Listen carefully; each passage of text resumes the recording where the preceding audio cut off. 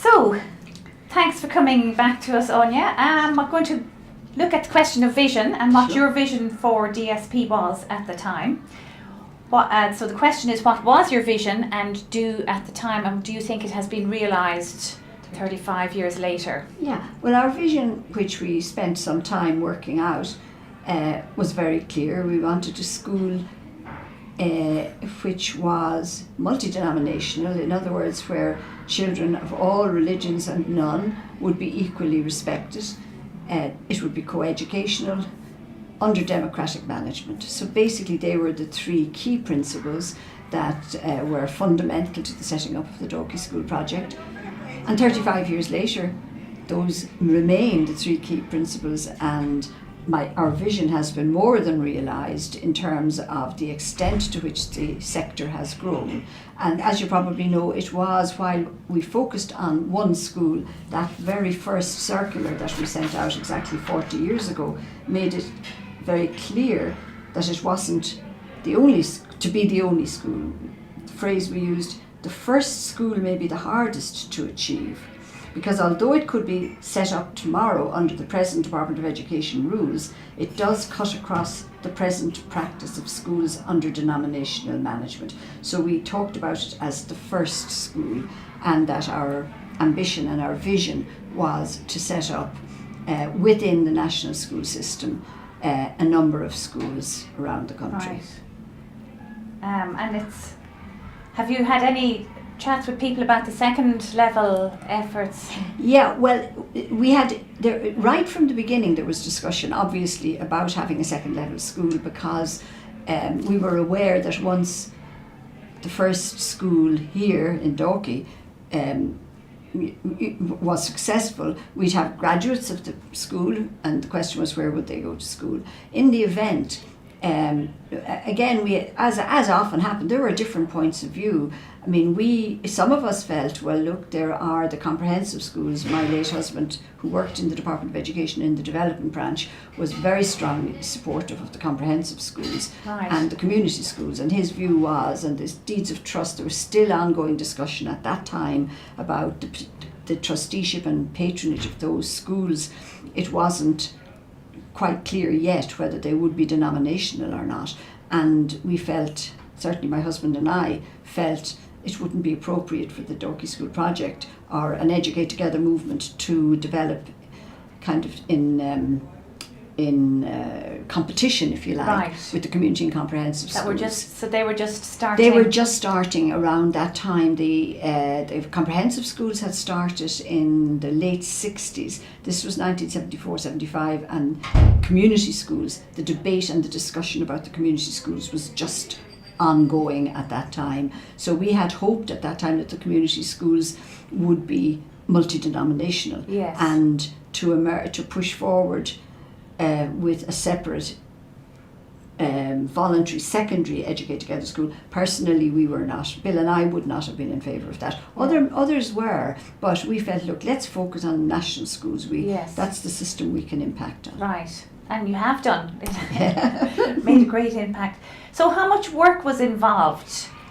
Because there's a lot of practicalities in setting up a new school. There was a huge amount of work. I mean, I've almost always worked outside the home since I got married in different ways. But during those years, Sonia had been born, my youngest daughter had been born in 1973. So there were no career breaks, by the way, in those days. So you either worked or you didn't work, and there was no maternity leave in the sense that we know it today. I had stopped working when she was born. She was my third daughter.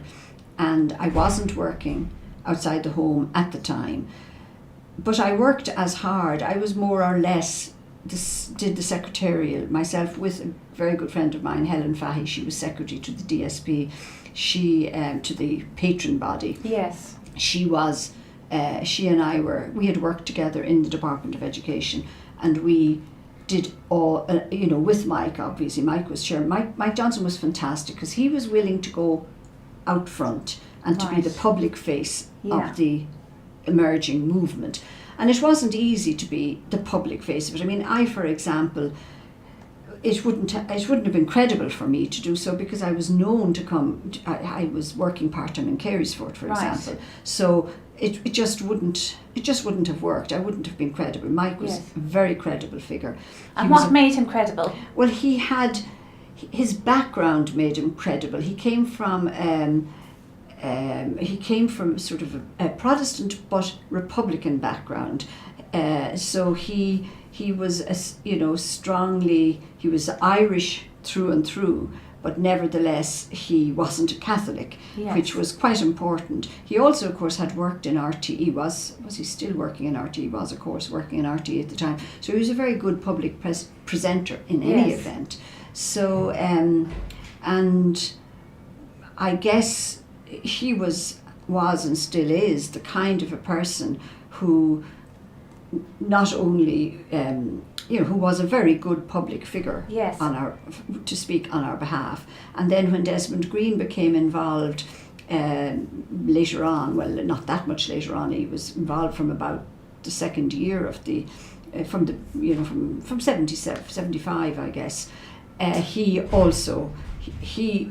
and Mike were a very good balance for each other. Okay. So it worked very well, really, as they were great public figures. And then there were quite a few of us, if you like, in the background, making sure all the work got done and Well, the secretary's job is very busy with correspondence. Exactly. The correspondence was huge, but also once we started then to look for premises, we were very actively engaged. I mean, we must have looked at 20 potential premises in the Dalkey, Dunleary, Sandy Cove area before we finally realised that we had no option but to buy, and we had to buy a house, set up a company that a number of us were members of, Tuitions Limited, put our savings into it and buy Vesey Place.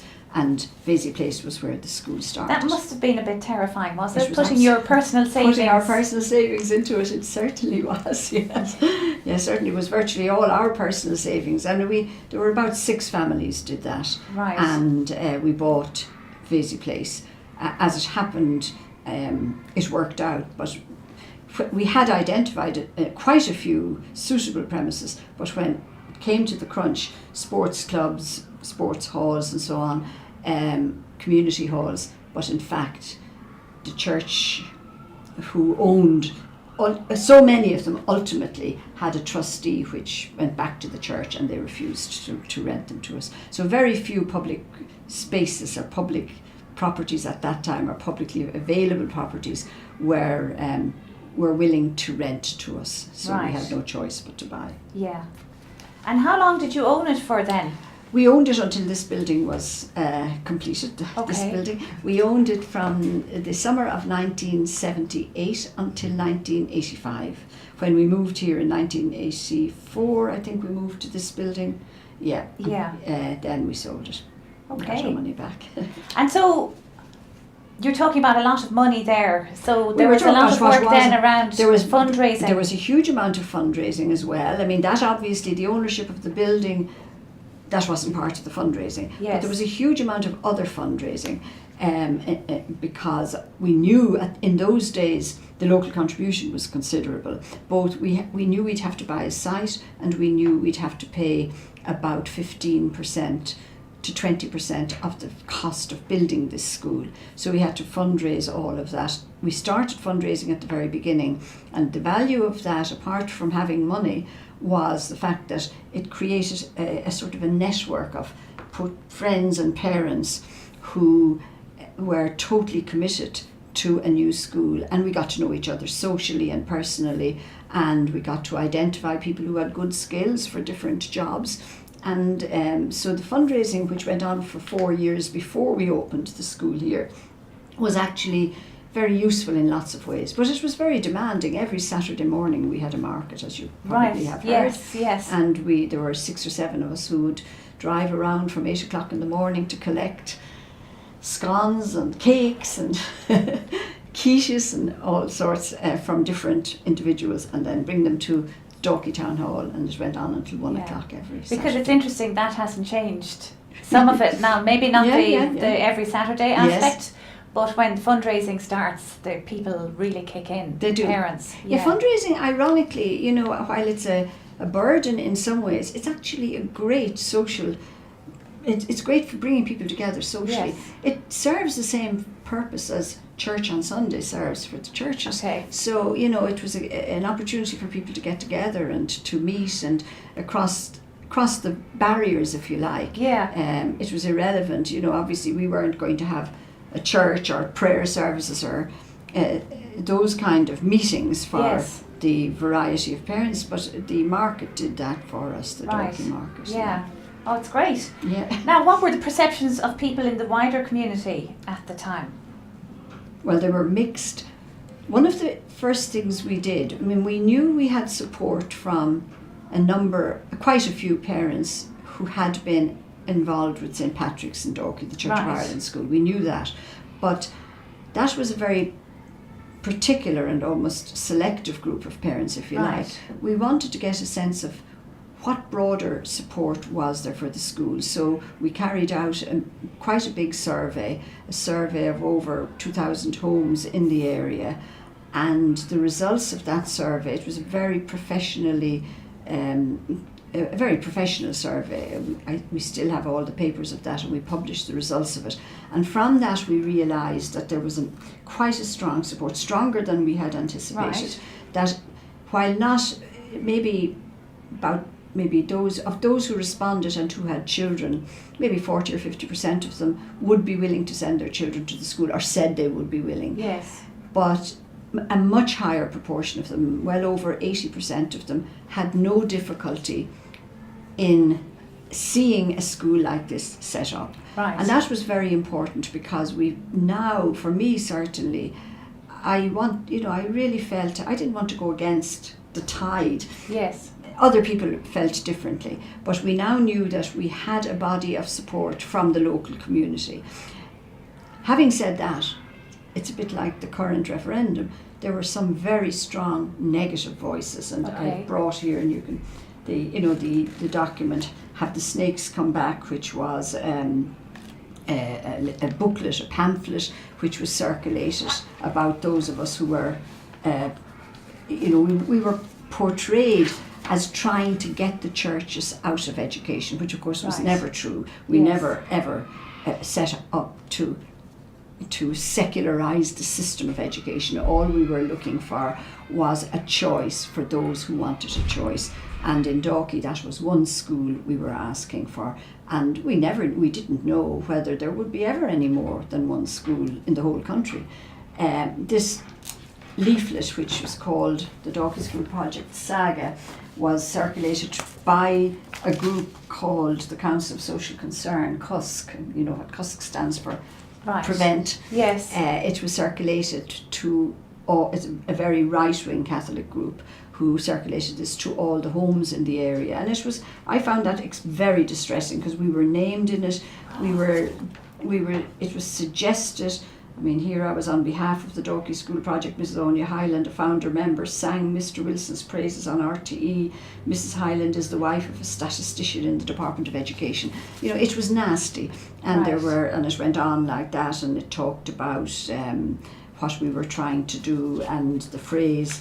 Where did it say? I was very upset is the wrong word. Very traumatized, I suppose, by it because it was pretty nasty and also suggesting we were doing something really wrong. An atheistic outlook in the school. Right. They were talking about the dangers. Atheistic interest in the Dalkey School Project is clear. And it went on then. We submit that there is no need for such a school as this, which can only be divisive. It can only be hostile to religion in an age when it was never more needed. Right. The project has consciously set itself up as a beacon to encourage similar projects elsewhere.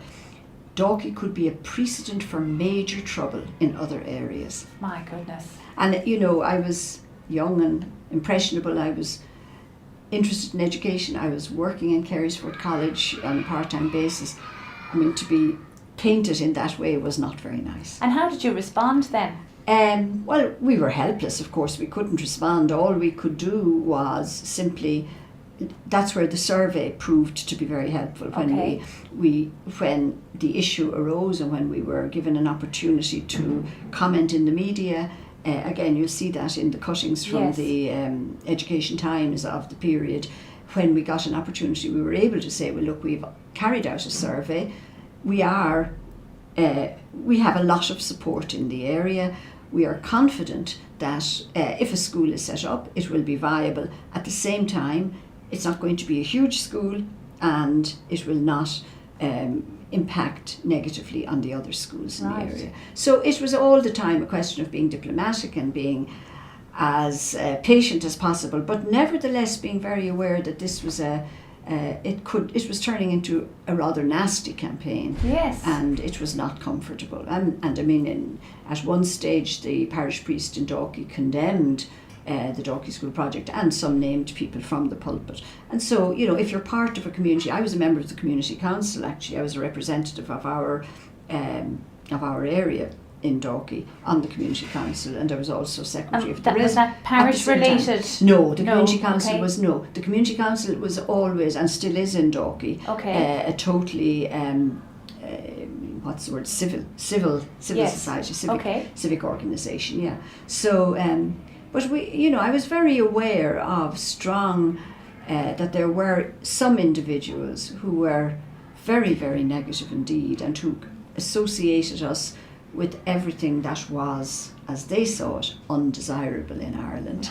Right. And did your friends or people you knew ask you about this? Yes. Because some of your acquaintances must have heard about it from the media rather than hearing about it from you. Oh yeah, they did. And I mean, my own family, my father was a school inspector, and at the time, remember, the department was very, very much opposed to us. Yes. My husband worked in the department, but Bill was a kind of an independent character anyway. Right. He wouldn't have been as affected by the views of others as I would have been. Right. My sister is a nun. I have 5 or 6 sisters who are teachers, so I'm very much part of the establishment, if you like. I came from a background that was very much part of the educational establishment, and I did find it very difficult. And in fact, we kind of, in my family, agreed not to talk about it. That was the easiest way for me to handle it. But my father certainly had concerns about what I was doing, not so much, I suppose, partly from his own committed religious background, but also from his concern for my career in the longer term. Yes, because you were still... I'd just finished my master's, I was doing my doctorate and hoping to get a full-time job in teacher education, effectively in Carysfort College, which was the only realistic area where I could have worked full-time. And did your children have any understanding of what was going on at the time, or any awareness? They were older. Fiona and Niamh were... Fiona's 50th birthday is this week, so you can't be saying that about her. So she was 10 at the time. Yes, I can't say that about her. She was coming up to second level age. No, they were quite supportive. The only thing that they found is Bill and I were endlessly at meetings about this proposed school, talking about it. So they were probably bored with the whole thing. They were bored. Well, they just wondered, was there anything we would ever talk about again? I remember Sonia saying at one stage at dinner one evening, I'm tired hearing you talking about nothing but education. And we said to her, she was about 4 or 5, what do you want us to talk about? And she said, could you not talk about my school for a change? So just, great. And she was a school year, of course. Yeah. Oh, that sounds... what the way children see things. Yes, exactly. So really, it took over our lives completely. When you say how much time was involved, I don't think we talked about anything else for 4 or 5 years. It sounds, or did anything else. We weren't involved, none of us, Mike and Pat or Desmond, we weren't involved in any other social scene, and our only friends were our friends through the Dalkey School project. Yeah. But because you felt secure as well as everything else, we'd actually... But another side of it was great, because of course they're still my best friends. Which is 40 wonderful. years later. Yeah. Well, speaking of friends and connections, what was the essential connecting force for you as a startup group? I've used the word before, I suppose inclusion.